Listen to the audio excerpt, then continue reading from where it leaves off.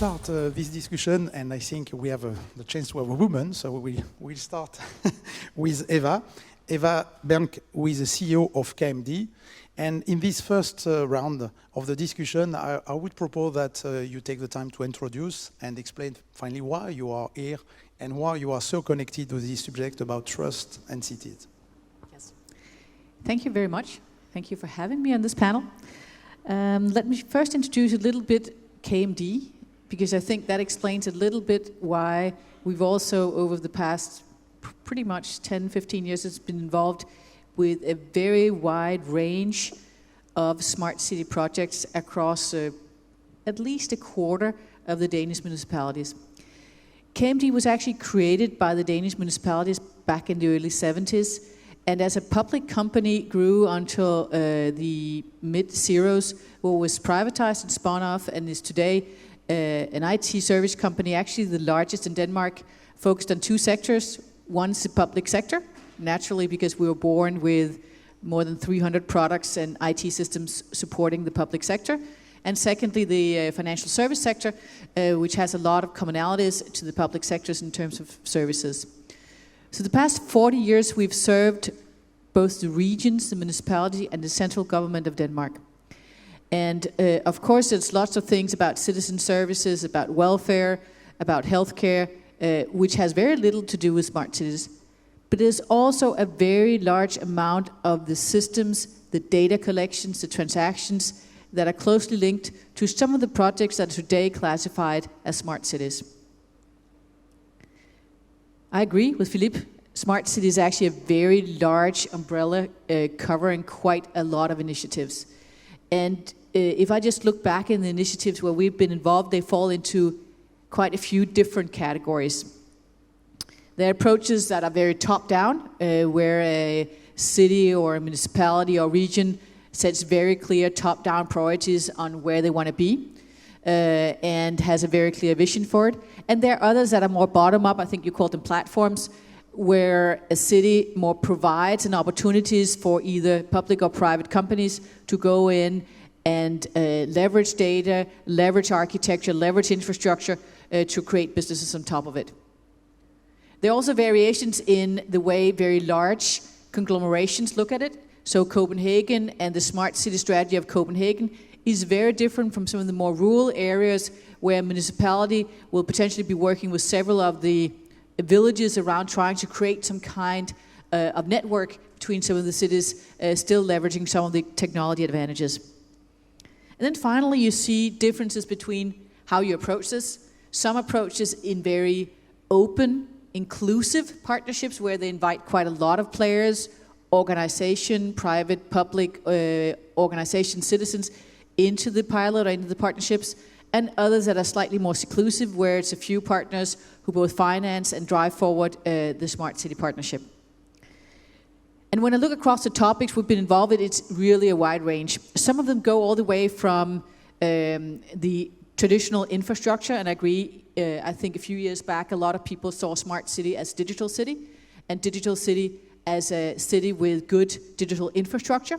So there's been projects about creating Wi-Fi networks, more or less open, about fiber cabling, which has all been kind of classified into smart city.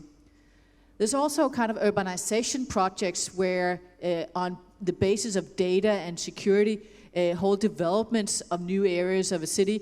Right now there's a big project around smart city in Copenhagen where you develop a whole new, it's a landfill in part of the harbor, where both the energy consumption, the digitalization of it, and the sustainability is all pulled into one big smart city project. And then there's facility management. I call them the energy consumption, lightning, road lightning projects that are also grouped in smart cities. And then finally the ones which I classified as data and security type projects where you actually leverage data and security to create a better environment. So quite a lot of these projects have had some kind of KMD involvement because we've been the gateway to a lot of the public data bases, the gateway to a lot of the security systems. And I think some of the learnings I've taken out for these more than 25 different pilots are some of the following. The first one is actually very early on to create value, quick wins, show the potential for the participants, be it the companies in there or especially the citizens. And that is because if you very early on create and illustrate the value of it, you directly address the potential trust issue and the potential privacy issues. I think we all know that users, consumers, companies will always be a little bit reluctant to give up data, a little bit reluctant to just openly trust somebody unless they really see a value in it. Once we see a value in it, we all make that little tick mark on our iPhone, or we all accept the terms of service as we saw before because we clearly see a value in it. It makes our life easier. So that's the first thing. Show early on the value to the users, the participants in the project. The second one, and I think that's also something we've seen, is that very broad partnerships involving both public and private companies, but also organizations, citizens, has been a key to further success. And that's not necessarily making it a fast success. That's sometimes much more complicated, much more lengthy process, complicated because you have to drive in all kinds of citizens, organizations, user groups, and so forth. But in the longer term, it's proven to be that actually created a pilot that would survive just a pilot phase. And the last one, and that's probably where I even see some of the biggest challenges today, is to turn some of these smart city pilots into operating principles, standards, markets. I've seen so many pilots that would stop after the pilot phase with some great ideas, but the learnings were never shared elsewhere. It never became a standard in the market that could be reused other places. I think that's one of the key things to very early on in some of these tests and pilots think about what's the standard you want to create, what's the security standard, what's the data standard, how do you open up your pilot for other people to participate and actually start creating a market. Because otherwise I think we'll all be running a lot of tests and pilots for the next years to come as well. Thank you. Thank you. After this view from the north of Europe, we come back on the south with François Stéphane, who is Deputy CEO of Systemix, which is a public-private foundation working on a lot of technology, and one of them is cybersecurity, but also blockchain, and you can illustrate probably some of the action in this context of trust and cities. Thank you, Philippe. Indeed, we are a technology research institute. We are based on the Paris-Saclay Innovation Cluster. Some of you may know, and I invite you to visit us when you go to Paris next time. We are 20 kilometers south of Paris, in a big campus where you have roughly 15% of the whole French research and development activity, including academic research, but also private research with large and small companies being there and having their R&D centers. So we are in the heart of this ecosystem. We are supported by the French government with the Plan des Investissements d'Avenir initiative, and also we are supported by the private companies, large companies, small companies, and we have all these stakeholders work together in an integrative mode on specific subjects about digital engineering of the complex systems. Those complex systems could be, of course, a smart city, a smart territory, but also the new vehicles, the connected autonomous cars, the new trains, and so on. Our aim is really to accelerate digital innovation by, on specific subjects, having those different stakeholders work together, private R&D with academic research from such entities as INRIA, as CEA, as globally Université Paris-Saclay. So mixing academic research with very applied technological research to deliver some levers for those companies having the possibility to work together. One of our domains is what we call intelligent smart territories, where we have smart mobility, smart energy, smart logistics, all those kind of use cases we work on to really unlock some very difficult technological or scientific challenges. And we have our own research engineers working on that, and we capitalize all the work we do on what we call platforms that accelerate the project, project by project. To answer another question is, why am I here today with you? why would I like to share with you? First of all, I totally agree with what has been said in the previous plenary session about trust. I am convinced that trust is not only the core point of digital, but is a core point of the development of our society globally. Trust is essential to the relationships between humans and between societies. Second, I would like to share this afternoon with you how two kind of technologies, cybersecurity and blockchain, can contribute to bring more trust in the smart city. Thank you. So we continue to go through the Europe, and in fact there are 4 people around the table, but in fact we have a duo, yes.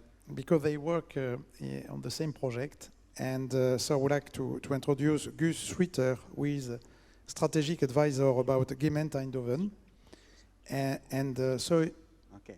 Yes, you have to join your chart. So please. Okay, thank you, and very nice for me to be here in Montpellier at this smart. I have to click, I think. Yes. Well, I'm working for the city of Eindhoven, and it's we were in a competition until yesterday together with Montpellier and Copenhagen to become City of the Year of the Academy of Urbanism in London. But not Montpellier and not Eindhoven won the. So you can continue to discuss with the Vice President of Montpellier. So. Yeah, yes. But Copenhagen got the award. They are now City of the Year of the Academy of Urbanism in London. So congratulations. And it's one of the ideas of Eindhoven. We really wanted to work hard on getting on top of a lot of ranking, and what we really want to become is a top technology region in Europe. Eindhoven city is almost as large as Montpellier. It's the 5th city of the Netherlands. I work there as a strategic advisor. Lots of you will know Eindhoven from PSV, the Philips soccer team. And Philips is the main founder of what we have in Eindhoven as technology. Philips started in Eindhoven 125 years ago, and ever since that moment we are a top technology city and nowadays a top technology region. And that's what I first want to stress as a main factor of what we do in Eindhoven, in the Brainport region Eindhoven. In the Netherlands, we have 3 major economic regions. We have the airport, so the region of Amsterdam. We have the region of Rotterdam with the large harbor. And we have the Brainport Eindhoven, and that's the top technology region. Philips started there, but nowadays we have a lot of companies on top technology, global companies like ASML, NXP, and these are really top companies when we talk about microprocessors, etc. So we are, our roots, our DNA is technology, and there's an extra factor that's cooperation. And in the Brainport development cooperation, we cooperate in the Triple Helix cooperation, so companies, local government, regional government, and all knowledge institutions, and we work on technology, design, and knowledges in the full broadness. And what's really important for the success of this Brainport Development Cooperation is the urgency. It started in the 90s when we were really in a very deep crisis. We had about 130,000 jobs in the Eindhoven region until 1992. Then there were really large, severe problems for Philips and for DAF Trucks, another important company in the Netherlands. We lost about 50,000 jobs in almost 1 year. So it's really quite devastating. And ever since then, started this cooperation in the Triple Helix. And when we had another crisis in 2008, it was the world crisis, the world financial crisis. This Triple Helix cooperation really was quite an important factor to for the revival after this crisis. So we had a lot of cooperation of the local authorities, of the local companies, and the knowledge institutions. So in 2009, 10, 11, we really started up this economic development again. And ASML, for instance, it got a healthy company again in, well, only 1 year and a half after this crisis in 2008. And what it strengthened our policy of cooperation on economic development. And what we also got to know that, and it's not only in the city of Eindhoven or in the Netherlands, that all kind of societal challenges are the real motors, the real drivers for economic growth.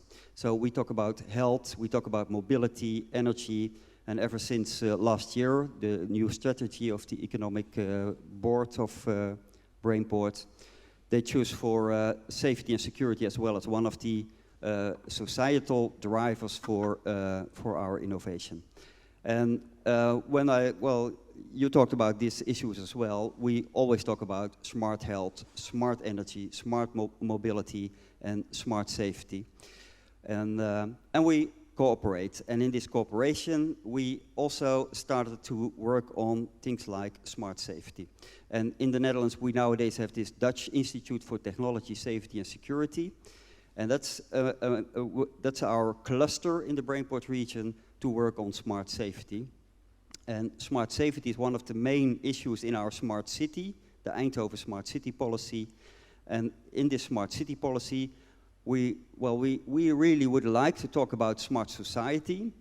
And the difference between what we call a smart city and a smart society is this cooperation with the people in the city. What we really think is we don't talk about a smart city what we want to organize is that we can really make use of the smart people in our city. All these creative people, all this energy with people, and all kind of organizations in our city. That is what we really want to facilitate to help us to become a real smart, society instead of smart city.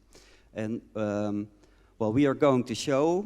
We work together with companies. We're going to show in the video later on, so I'm not going to tell you a lot about what we do together with Atos. It's called a project, it's called City Pulse.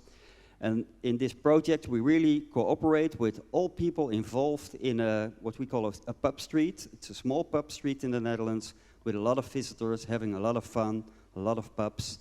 And we cooperate in the street. Our first goal as a city of Eindhoven was to fight crime, fight unsafety, fight incidents. But nowadays, we cooperate in the street on creating safety as a part of a livable, attractive, and safe street to go out and have fun. Okay, thanks. So we could talk about smart people place, if you want, rather smart society. Okay, so to finish this first round, so Niels the Shooter, Global Head of Public and Health Solution for Atos. So you have been working on Eindhoven, and yes, you have the key. Walk around a little bit to make it a bit more active for myself and maybe also for you.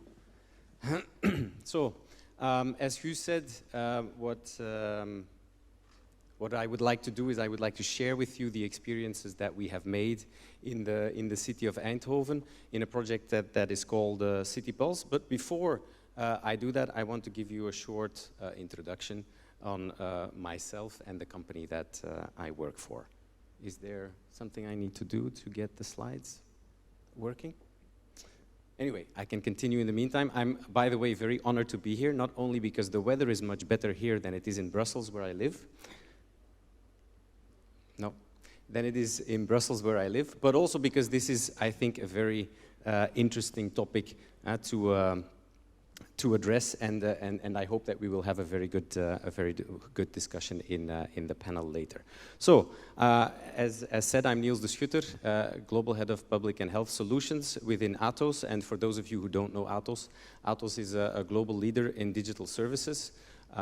We are headquartered in Besançon, in France. That's near to Paris, for those of you who are not from France. We employ about 100,000 people in over 72 countries, and we deliver a wide range of services to the market, going from managed services, consulting and system integration, to payment solutions, big data, cybersecurity, cloud services, and collaboration services. It's a mouthful. So I always have to remember to state everything that we actually do. And we're very proud of that we are actually the worldwide IT partner for the Olympic and the Paralympic Games. And the reason I'm bringing it up, because I think it's also a very pertinent example of how we need to secure a large and high-profile event like this in a very complex setup. Because just to give you an example, at the Olympic and Paralympic Games, we handle approximately 200 incidents per second with a zero impact actually on the game. So in such an environment, for sure, it is that can be very challenging. And we of course try to put to use this experience also for our other customers. I think that what we do at the Olympics is also very relevant for cities. A couple of years ago, I think 6 or 7 years ago, we started with our own smart city program, and we immediately called it My City, because it has been mentioned also by Philippe, and I think you've heard that before. It is really the citizen which is at the center, or which should be at the center of everything the smart city does, everything the city does. Unfortunately, I think we see today that this is being said very often, but not always you find that back in the initiatives that actually are done by cities. So I do think that it is something that we can still repeat regularly. So when it comes to, so we want to create value for this citizen who is at the center of everything the city does. And we want to create value, we want to make the lives of citizens better. Every aspect of the citizen's life, and the aspects you can see actually in the My City wheel here, ranging from safety, making the city a safer place, making sure that there are enough jobs, work and economy has to be good, mobility has to be good, you have to be able to move yourself, care, but also sustainability, of course, has been mentioned before. Those are all aspects that we, in our lives, if we live in a city, if we commute to a city, we want that to be good. And, well, there is one key asset that cities actually have available, or could have available if they want to, and they have technologies to enable actually that key asset, and that is data. Data, the availability of it, the collection of it, the analysis, and the insight of data is really what underpins all the solutions, all the smart city solutions that you can see in any of these domains. And so cities have that already at their disposal, and there will be more. There will be much more in the future. It's already been said. Several billions of connected objects by, in the next couple of years will be connected and will generate more and more data. And that is, of course, all thanks to those new technologies, or recent technologies. They're not that new anymore. Internet of Things, big data, among others. And what has been addressed also by Philippe is that these technologies, they of course, they bring certain risks to the table. And some examples are the hacking of some of those sensors and IoT devices, the stealing of data that has been collected, the use of data for a different purpose than it was intended to, with a breach of privacy. So it's very important that we address those issues, because otherwise, the downsides that come with the technology are going to easily overshadow the value that we so desperately want to create for the citizen. So there are definitely ways to do that, and then I think that we have to work in two domains. The first domain is technical security, where, for instance, setting up the necessary security measures to deal with cyber threats, and of course also at the level of the privacy, setting up policies, data governance policies and data management policies to make sure that data is used what it is intended for. So it is not only my belief, but it is certainly, I think, a very true statement that we need trust and security to turn that risk into the value that we want to create for the citizen. So, I have I think, a very interesting and a very pertinent case to present in this respect. I hope that you will enjoy it, and I hope that this will be a good opener for a discussion, not only with the panelists but also with you. So we have used big data and Internet of Things to create a safer city in Eindhoven, and specifically in one street in Eindhoven. And before we go to the video, I'd like to show you this. I'd like to show you this picture. So what we see here is we see a policeman who is in a control room. More and more IoT devices are being connected, more and more cameras are being connected, but if there is more and more cameras being connected, it means also more camera feeds to look at, more and more camera feeds to analyze. So imagine a police officer sitting in a control room looking at 100 screens and which are actually connected to 500 cameras. The probability that this police officer will actually see an incident or will be looking at the right camera at the right time when an incident is occurring, that probability is relatively low. So one of the things that we want to realize with a project like City Pulse is that we can actually draw the attention of the police officer faster to the right camera so that he or she can take the right action in a shorter time frame. So I think the video will speak for itself. I will be quiet now for a while and we can have a look all together.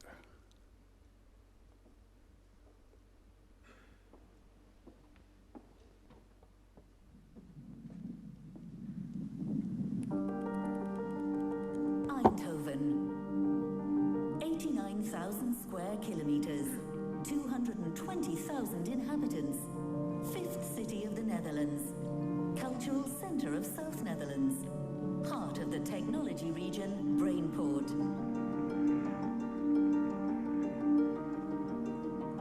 But Eindhoven is also Stratumzijnd, the longest and most vibrant street in the Netherlands, with more than 50 bars and nightclubs, where between 15 and 20,000 visitors are looking for entertainment every weekend. Unfortunately, this means that every weekend there are incidents at Stratumzijnd. Fortunately, this is where the innovative City Pulse project comes in. City Pulse collects and analyzes data from a variety of existing city sources and provides insight and intelligence to enable an immediate incident response. The City Pulse project is important to the city of Eindhoven because we want to be an innovative city and we want to use our public space to develop new innovative ideas. City Pulse fits so well in the city of Eindhoven because we want to make Stratumzijnd much more safe and more enjoyable, and a lot of parties collaborate in this project to make it a better place, Stratumzijnd 2.0. And we're very proud this project all started in Eindhoven. City Pulse is a cooperation between Atos, the city of Eindhoven, DITS and Intel. The aim of the pilot is to use big data analytics to increase the safety and livability of Stratumzijnd and the surrounding area. Stratumzijnd was the perfect setting for Atos to realize its vision to provide increased security for citizens through data analysis, because Stratumzijnd is already a scientific testing ground for security. It's where the Living Lab, a joint project between the city of Eindhoven and DITS, the Dutch Institute for Safety and Security, lives. We are here in Eindhoven at Stratumzijnd to tell you more about the Living Lab and the City Pulse project. What we try to do and aiming at with the City Pulse project is to provide real-time analysis from different sources, like the camera network from ViNotion, who gives us insight in the amount of people entering or leaving Stratumzijnd.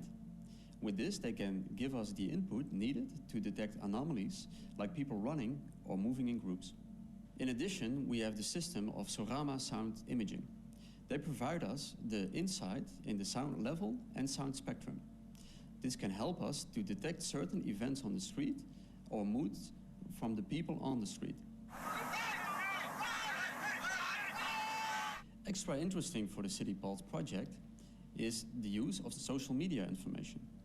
This information can be used to understand sentiment and mood within the streets. These sources and the combination of these sources It can give good insight on things that are going to happen on the Stratumseind. This input will be used for the control room here in Stratumseind or at the police control center in Eindhoven. Atos Research and Innovation, ARI, have developed a research model which allows for real-time social media analysis of both the volume and sentiment of social media messages sent by visitors in and around Stratumseind. The CityPulse project presents a network of all kinds of different sensors, and within the CityPulse project, the operational field lab, as the RTR is, implements them together with our camera sensors, so we can offer the police on the streets, the city cops, we can offer them integrated information. CityPulse project is indeed adding innovative information to the project.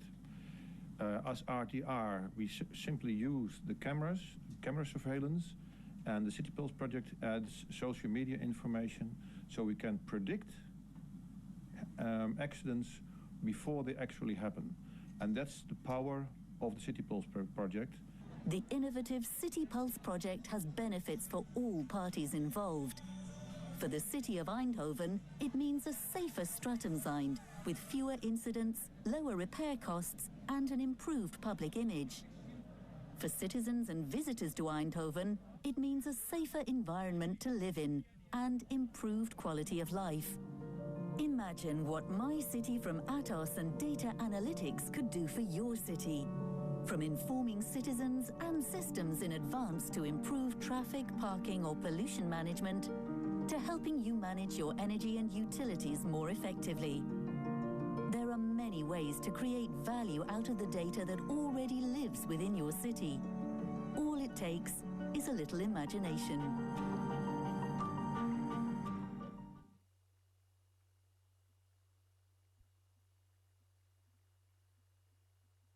I don't know if, yes. So thank you for this video, which is really clear on the objective. And if we come back to the two objectives that I presented in my introduction, we are on one of the objectives, which is safety, more security, camera and video protection, correlation on data, sound detection. And I would like first reaction of each of you about that. And perhaps, first of all, by Gus, because you are the guy from Eindhoven. So, and when I see that, my first reaction is to say, and when we share with Montpellier, for example, and other cities in France, where the subject is difficult to tackle in France, about the privacy, about the reaction of the citizens of so deep control, because it's, however, deep control. So how the people accepted that, and what are the citizen reaction of this project about safety? Yes. Well, first of all, I heard the keynote of your Minister of Digital Affairs. She mentioned some important notes that we also think that are important for our work, our concrete works in the city of Eindhoven. It's about transparency, about open data, and trust is important. And how do you create this situation that the people in our street really wants us, because that's what we really want to accomplish, that they ask us to work on this kind of, on these issues like the safety in the street and enjoyability on the street by using technology, by using these data. And so first of all, we are very transparent, and that's really, so everybody in Eindhoven knows about this project. We publish about this, we show people, everyone can come and have a look on what we do in this living lab. And then that's important, it's a living lab, so we want it to be alive, we want to cooperate with all parties in this lab situation. It's the only one in the Netherlands where companies and knowledge institutions can do pilots on a public street, so it is a public street. And the city of Eindhoven lets these pilots, let all parties work on these pilots, so we have to be transparent as well. So a lot of transparency, but we work with companies, and companies, they collect and analyze data not only to do us a pleasure. They have a business model for this. So we also have another important issue for us is, we call it an IoT charter, but as a city of Eindhoven, we are having some principles on data and on IoT use, on IoT platforms, and privacy and security are the main issues on this IoT charter. But it's not only privacy as a thing for everything. Privacy should be guaranteed, yes, privacy should be guaranteed. But what we really want to accomplish is that in our cooperation with all partners, we all work on this privacy, and not just by compliance, but by privacy by design. Working on privacy by design is one of the issues. And what you saw in the video is that we are working on sound analytics to make us, well, give us insight in how the atmosphere on the street is, but also sound analytics to, well, we have an aggression detection, and it's completely based on sound and sound analytics. So we don't see people, we don't know who it is, but we only know because of this, the height of the level of the sound and the stress factor in the sound, we know that there is aggression on that point in the street, and we can help the police to do their work in the right way. So we don't go, in our living lab, we don't go and take a look ourselves. We alert the police to take a look at the right spot where there is an incident going on or perhaps starting. Yeah, and what is interesting is we talk by definition about collect of data, but you are a step ahead, meaning you have unstructured data from video, from noise, and you correlate that with social networks and take with analytics a decision on that. And so perhaps, Niels, you can continue to comment this work, and from an Atos point of view, so a global point of view above this experience, what is in fact the lesson you take from that for develop our solution or more deep this kind of project? Yeah, so I think, well, there are a couple of reasons why we thought this was a very interesting project. First of all, because public safety is definitely a topic which is top of mind for everybody since a couple of years now. And so putting to use our big data and cybersecurity expertise in that domain is something that was really inviting to us. But secondly, also it was about being able to have the opportunity to be part of a project where the boundary between privacy and security was actually being tested, where we could get directly from the people, and it is of course in a specific city, which it can be different in other cities, but to get some experience on that as well, to get some insight on how people would react on this. And thirdly, with the maturity that Eindhoven has in terms of smart city, I mean, you heard the vision about smart society. I think that's pretty well advanced in smart city thinking. I think it was a unique opportunity as well to be part of what I would call a quadruple helix constellation or ecosystem where academia and commercial companies like ours, but also the startups that are involved in the project as well, the Eindhoven startups, of course the city itself, and then on the other hand the citizens which are the people living in Eindhoven, and also the bar owners, because the pub owners, they actually played a very important role in this project as well. So those were very interesting factors for us, and I think one of the major takeaways was that in this ecosystem, it was very important to be transparent very early on, and that's, I think, key.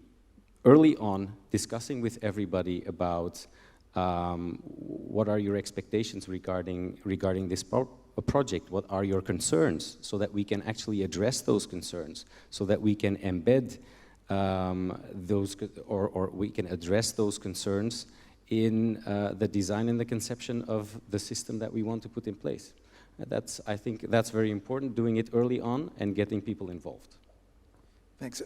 Stefan, you are a specialist to put in place public and private to make a living lab. So here, it's more than a living lab because it's a street living lab.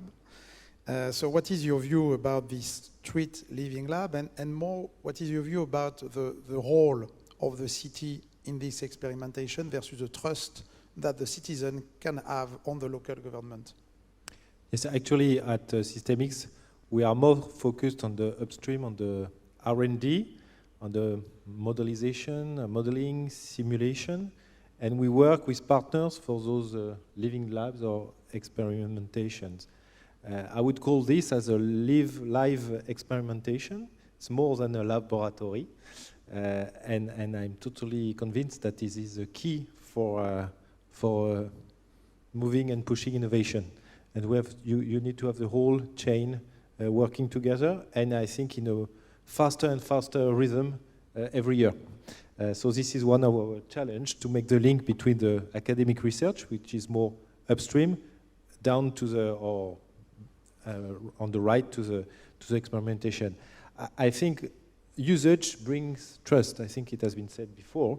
So here we have an example of a usage of new technologies that are here to make trust and to bring trust to those technologies. But of course, there are some questions about data privacy. And here we have an interesting case because it's technologies that bring trust to the smart city. It's not trust in the smart city technologies. It's the reverse. So I think it's a very interesting example we have here. And there are some questions because as a citizen, I could ask myself, what is done with my data when I'm filmed? So it's not new that you have cameras in the streets, and you have little panels, CCTV in progress, in operation. But for you, CCTV, it's just a camera. Here we are talking about data.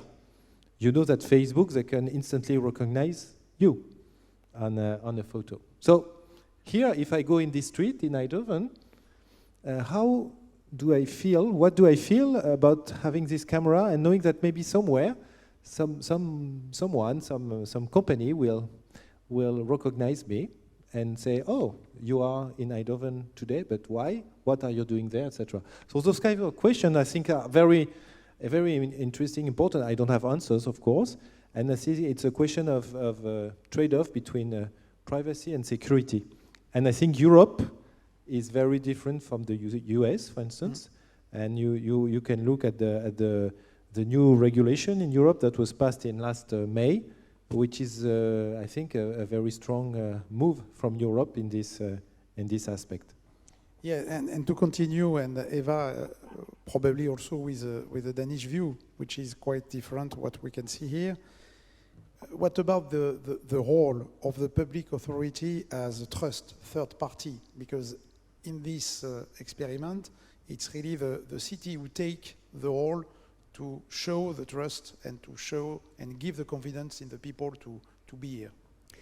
Yes, I think it's an excellent example of trying to really have a broad collaboration between quite a few stakeholders in the city. And I think it was very clear in the video also that you've had quite a few, not only public stakeholders, but also the private, the bar holders, and even citizens coming in and integrating them.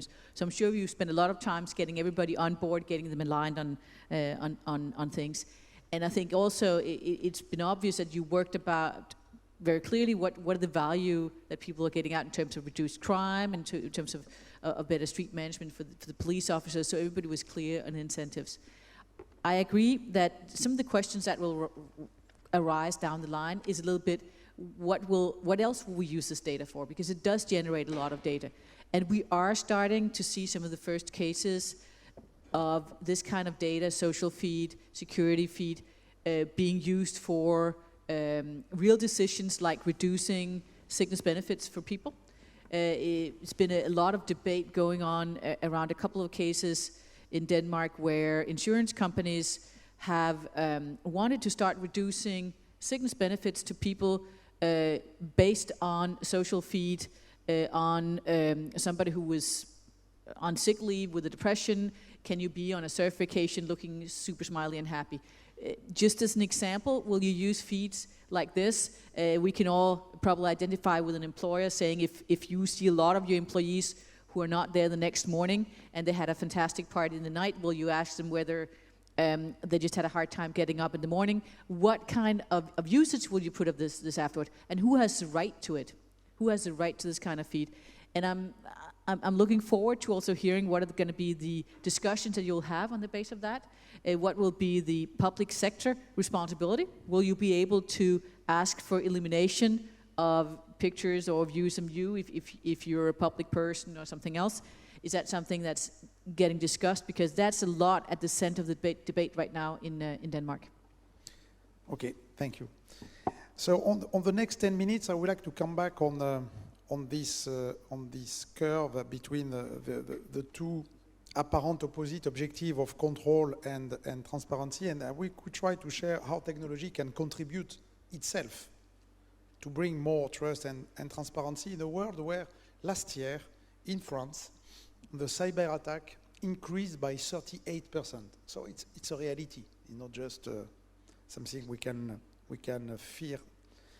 So François, we know from a recent study that only 60% of people in France, 60% of people trust of the use of internet. So meaning that 40% doesn't trust the use of internet. So do you think that we have now some technology who can bring more trust, by opposition of what we said before, that the technology and big data bring risk and question? Yes, I would ask those people if they know that Facebook is part of the internet, because I think more and more people use this kind of tools. But yes, I think I'm totally convinced that technology is one of the keys, not the only one, but one of the keys to bringing more trust in this field. And I would like to focus on two, as I said before, cybersecurity and blockchain, which are two very different technologies. Cybersecurity comes from the IT world. It's a mature technology or range of technologies which has been applied in the IT world for some years now, and it's not well known by the general public. When you talk about the trust or confidence in the internet, people start to understand that data can be stolen from Yahoo or big company, big platforms. But I'm not sure they are convinced that this has to see with cybersecurity. I think more and more the level of knowledge of people will increase about that. But talking about cybersecurity, just to tell a little bit about System X, we have launched a collaborative and integrated project on cybersecurity to enable different use cases of those new, very complex and hyper-connected systems like smart grids, like intelligent transport with a connected car, connected train, connected plane, IoT, etc., to work together on best practices and to integrate technologies.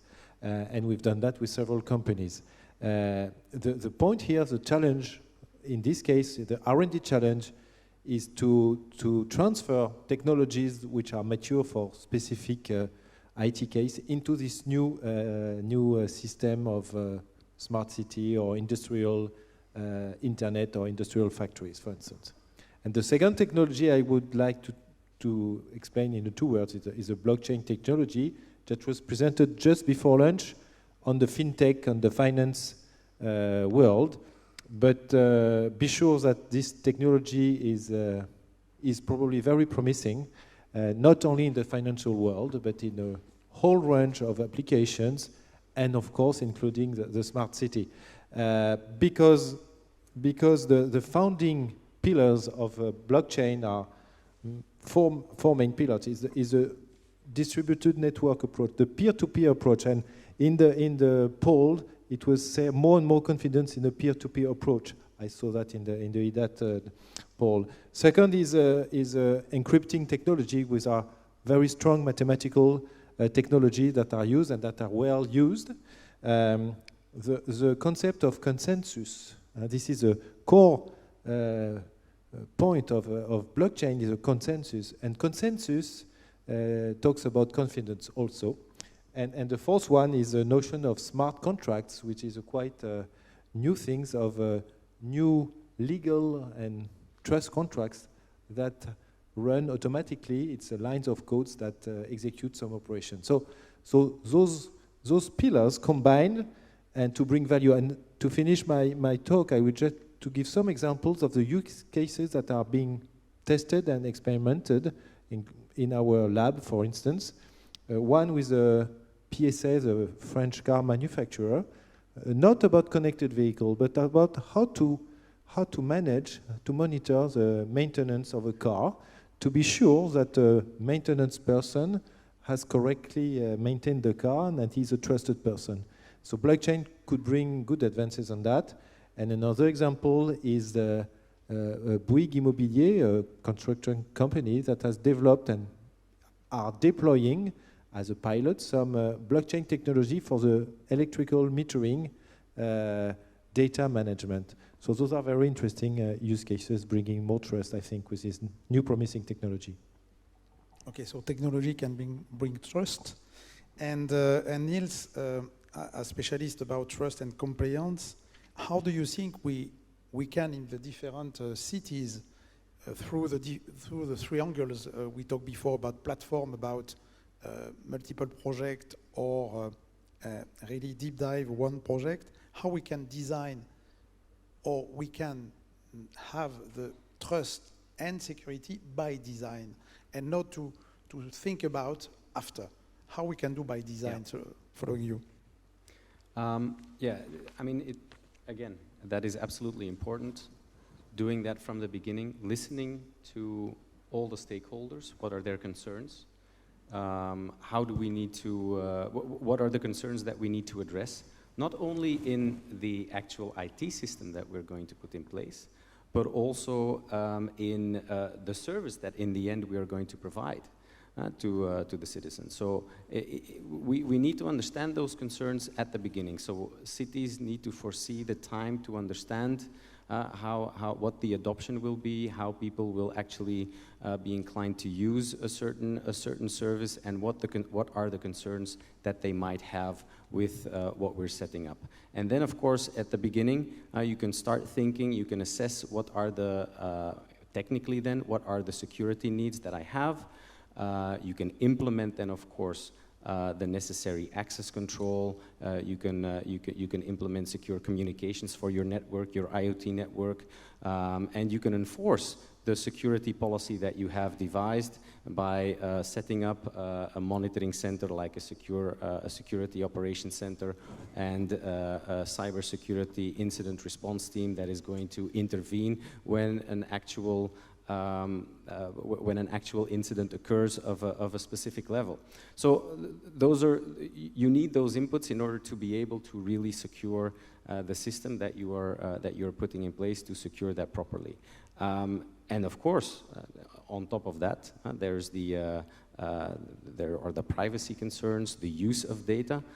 The cities need to think together also with providers, with commercial companies, to come up with a data governance and a data management policy. And Guus already mentioned the IoT charter that the city of Eindhoven has put together. I mean, those are typically examples of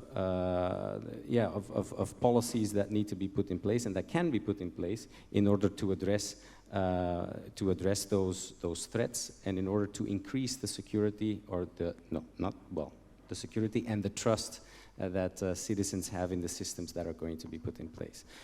And I think that in City Pulse we actually did that. I'm not saying it's perfect, and I'm more than curious to hear some more questions and maybe some critiques later on. But in City Pulse we did that. There are certain concerns that we already dealt with. For instance, I heard the question about what can be done with my image, what can be done with the data.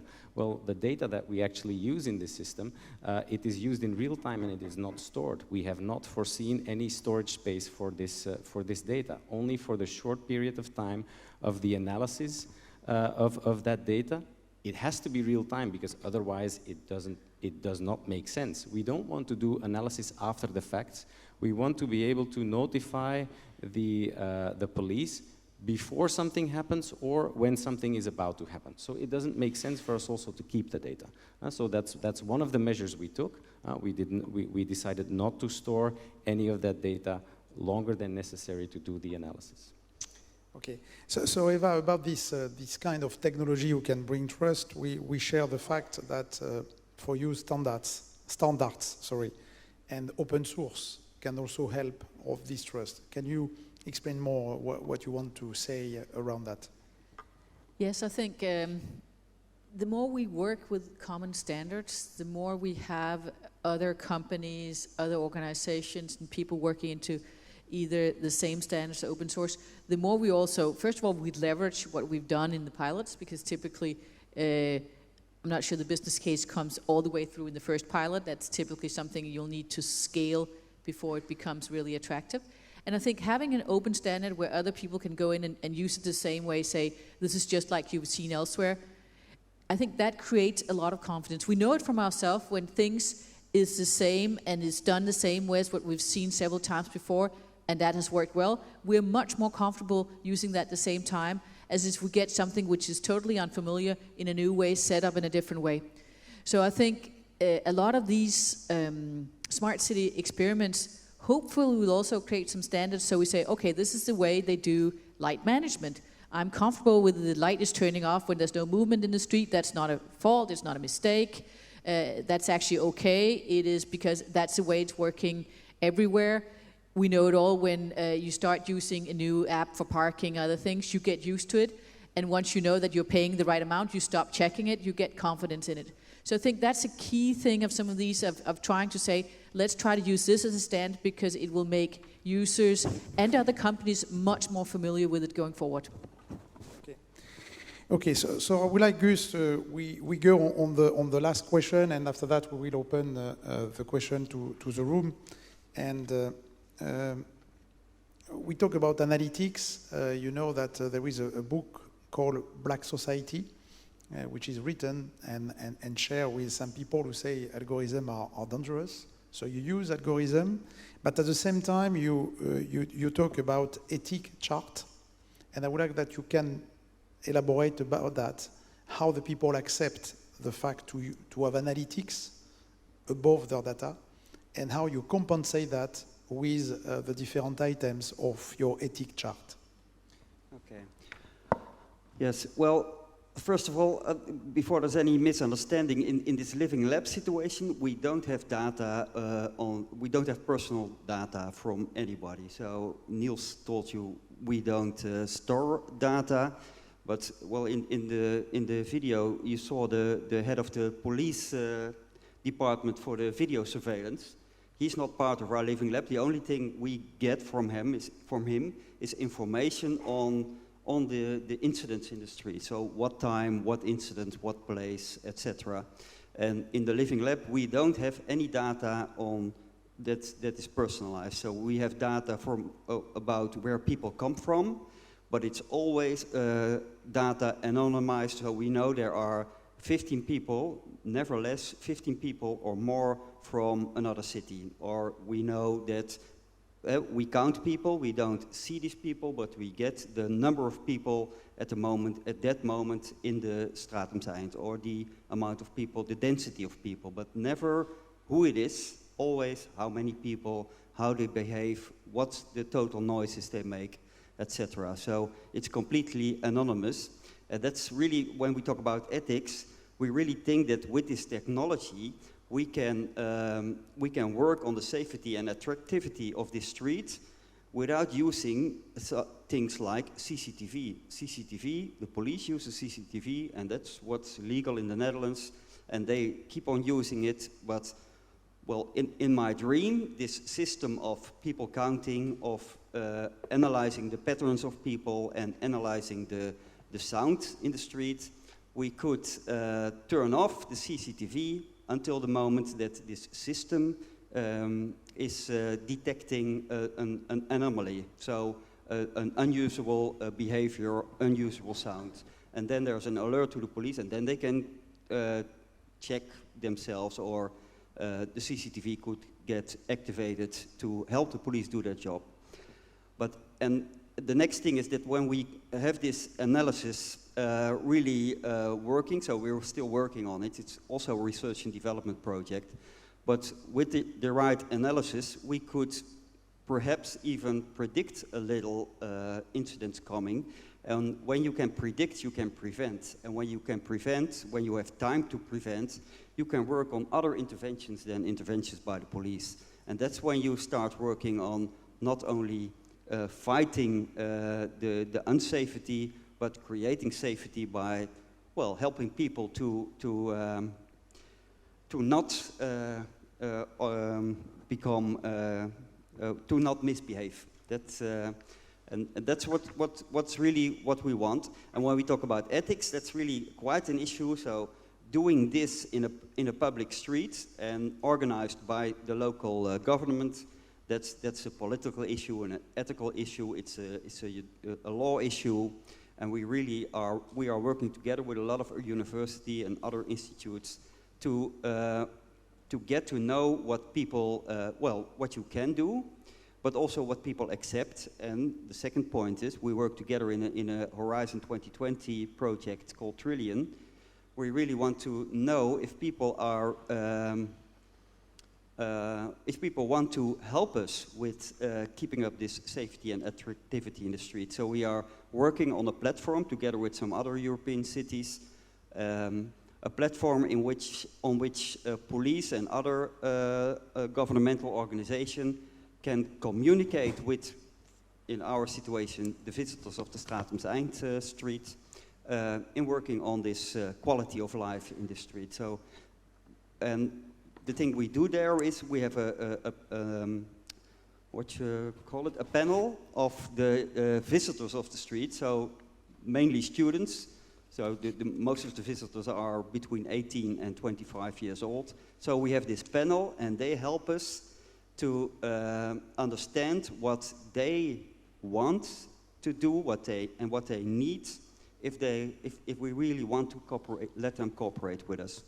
So these are the things we are working on, and it's all very transparent, and well, it's quite a challenge for these visitors of the street as well to work with us on this safety and livability.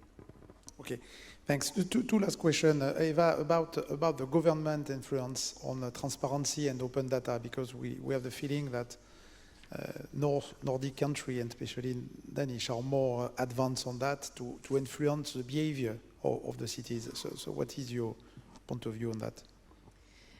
Yes, I think the government in especially Denmark, but also the other Nordic countries, have been very forward about opening up data, making them accessible, making them free. Because one thing is making them accessible, another thing is making it easy to actually access in one single data hub.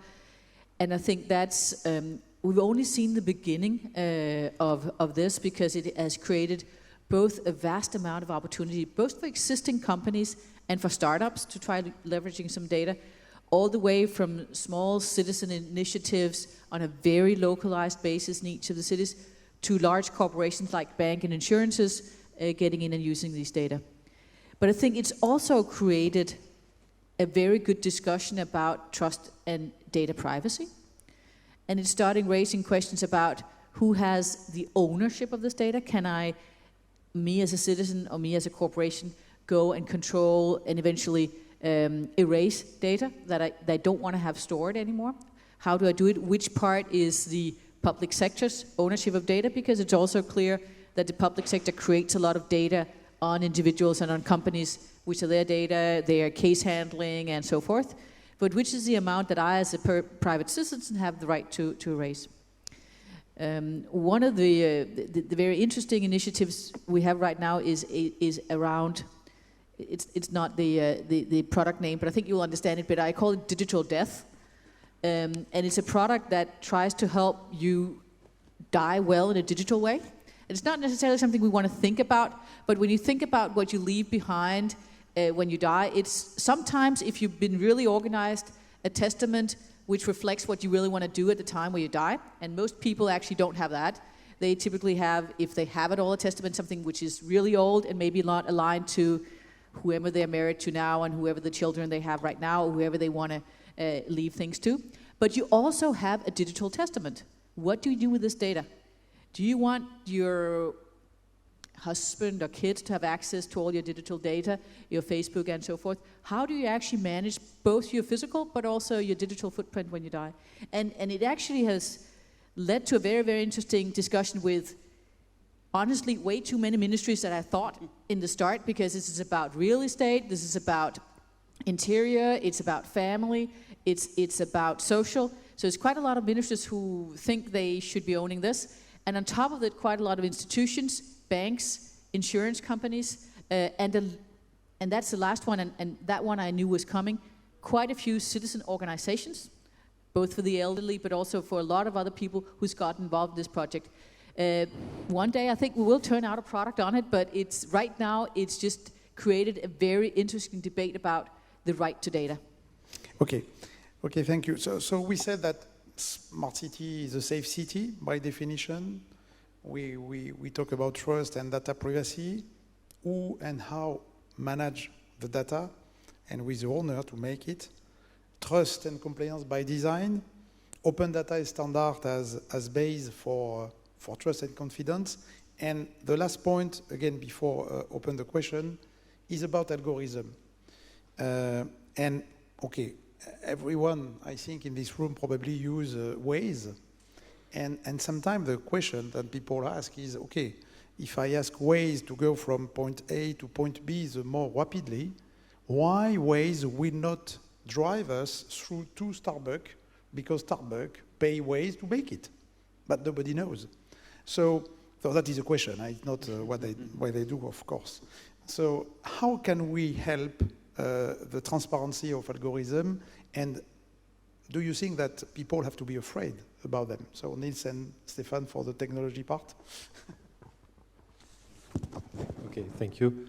First of all, I have a problem with the algorithm, because to my point of view, it's a buzzword, but algorithm exists it's a notion from decades. So I prefer to use the software.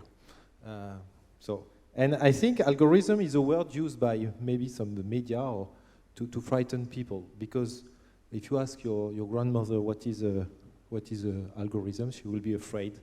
What is this new animal? If you talk to her about software, she may know about software. So that was a preliminary word, and I think that without software we could not live today. Huh? Without software, no plane, no cars, no train, etc. First. Second, about to answer your question, it's about what we've said before about ethics and trust on the data. Just to give you an example of one way to do it is really to demonstrate the ethic and the trust you put in the way you manage data. Not only speak about it, but to work on it and demonstrate it, even with mathematical approach. And this is a project, R&D project we have launched 6 months ago. We are running now this project with some major French companies, academic research, about IoT and IoT platform, and how can we demonstrate that the usage of data from those IoT will be very ethics and trust beyond the marketing approach, with technology, with scientific approach. It's an open subject, but we are doing R&D on that, and I'm sure that we will deliver some very interesting solutions about that. Okay. Yeah, I think it's.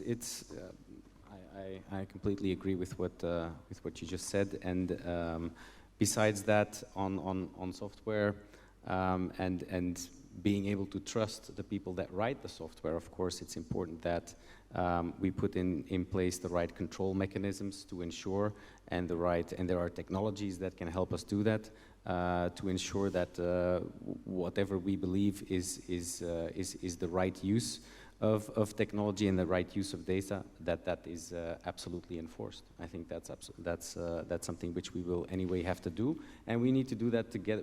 I mean, as commercial companies, we can of course work on that, but I think we also need to have the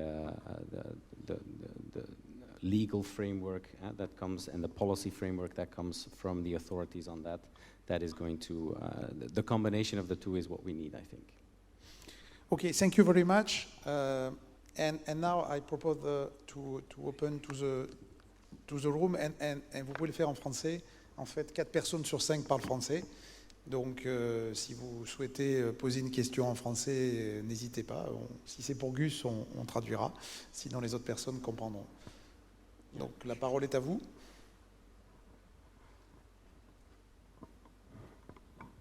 Un monsieur en bleu.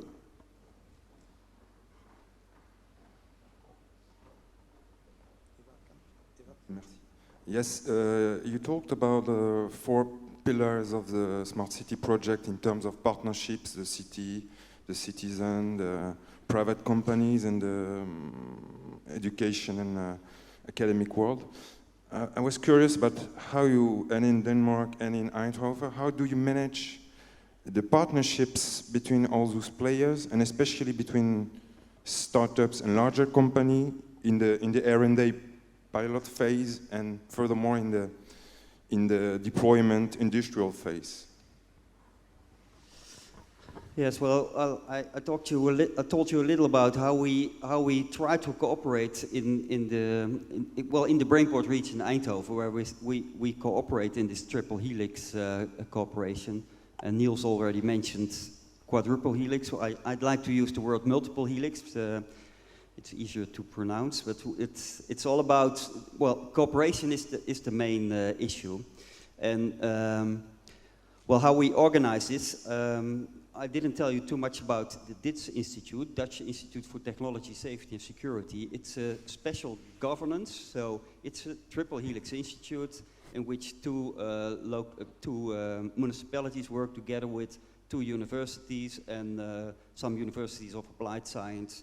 And I think about 40 companies, large companies like Atos is a partner of this DITS, but also startups from the Technology University in Eindhoven. Some of them are really used to be visitors of the Stratum Zijnd and are now working on this sound and behavior detection. And so we have this what we call ecosystem in Eindhoven, in the Brainport region Eindhoven, of this cooperation of companies, knowledge institutions, and the local authorities, and nowadays the users, end users as well. And it's not easy to manage.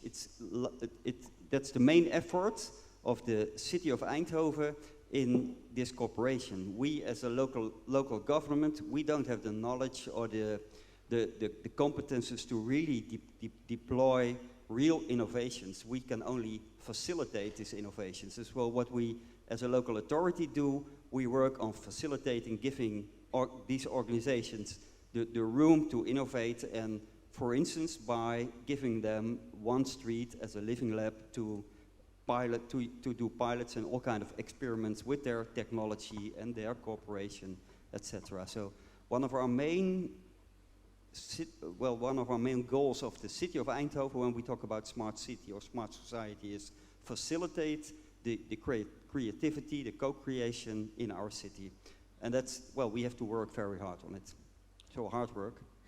And in the stage of more industrial or revenues stage for startups, which is a major issue, how do you anticipate that, the stimulation of the offering or of the... Yes. Well, when we talk about this institute, it's a new institute. We only work really well. This Living Lab is one of our first successes. So this question about scaling up, etc., and stimulate the next step, it's new for us when we talk about public safety. But we also have these clusters active on health, on e-health. And for instance, it used to be a small cluster, but when the first successes were there, Philips started to work together in this cluster with medical institutes in Eindhoven, but also in other parts of the country. So when larger companies get interested in what we in Eindhoven started, like Atos in public safety, then there is this accelerating of the businesses. And what we are now accelerating by the businesses, And we as a local government, we take a step back when this is happening. It's not our job anymore.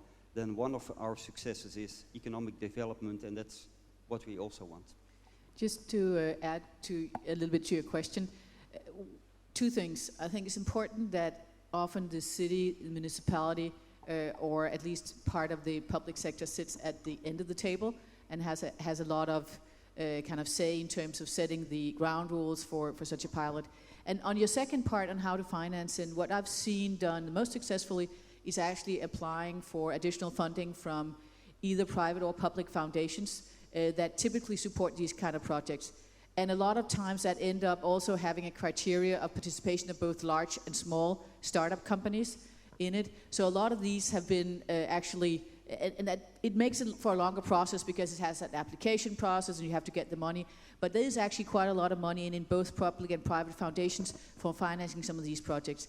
And then if you manage to set a standard at the end of it, where it becomes a market, where you can actually have a business running on it at the end, I think that's the key to also giving the startups a viable future. Yeah, and before to take another last question, so we have to demonstrate the business value. I talked in the beginning about smart water in Lyon, where there is Veolia, there is a sensor producer, there is company who make the visualization of data on top of what we can do with them. And at the end, there is a project with savings for every people and a revenue for each, and that is key. Another question? Where? I don't see. Yes. And after that, we will give the micro to Chantal Marion. Good morning, Sofiane El Karboui, Atos Technology.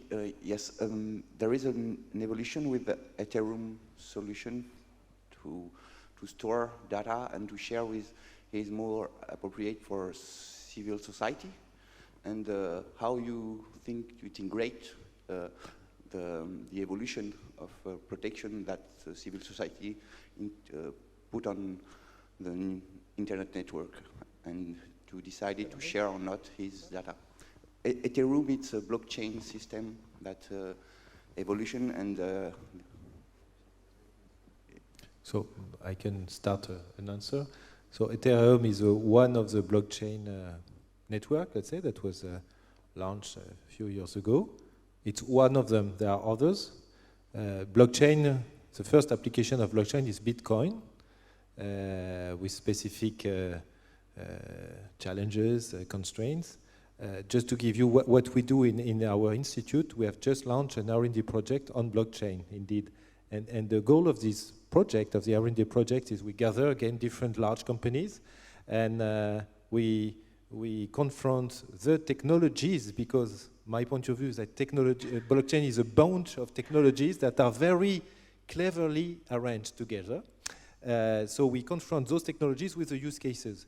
Ethereum is one of the technology, or one of the tech we experiment with, but you have limits. Ethereum as Hyperledger for IBM, for instance, other technologies. So it's very difficult to answer your question. Of course, blockchain technology has the capability to store data, not only to store the certification of a transaction, because in the Bitcoin, the money, the amount of money is stored actually in the ledger, in the blocks.